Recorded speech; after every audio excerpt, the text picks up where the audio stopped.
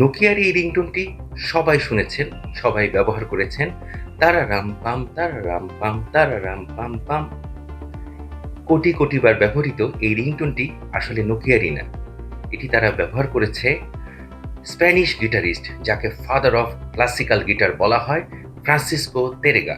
তিনি স্পেনের একজন গিটারিস্ট এবং তিনি গ্র্যান্ড ভালস এই পিসটি তৈরি করেছিলেন এবং এই পিসটি থেকেই এই তারারাম্পাম মিউজিকটি বা রিংটোনটি নিয়েছে নোকিয়া এবং পরবর্তীতে এটি সারা বিশ্বে সমাদৃত হয়েছে।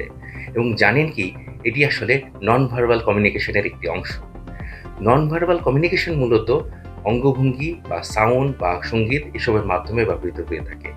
তো কমিউনিকেশনের সাথে এই রিংটোন এবং নোকিয়ার সাথে এবং ফ্রান্সিসকো তেরেগার সাথে একটা অদ্ভুত সম্পর্ক রয়েছে। এবং এই সম্পর্কের জায়গা থেকে আমরা বলছি যে নোকিয়া বলে যে কানেক্টিং পিপল, যে কমিউনিকেশনের একটি বড় অংশ, যে মানুষকে আসলে সংযোগ করা, সংযোগ স্থাপন করা।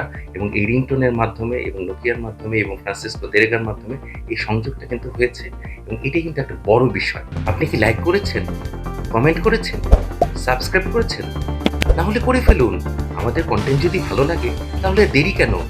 লাইক, কমেন্ট, সাবস্ক্রাইব সবই করতে পারেন।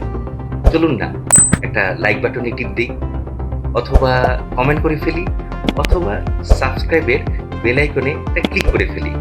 প্লিজ করুন।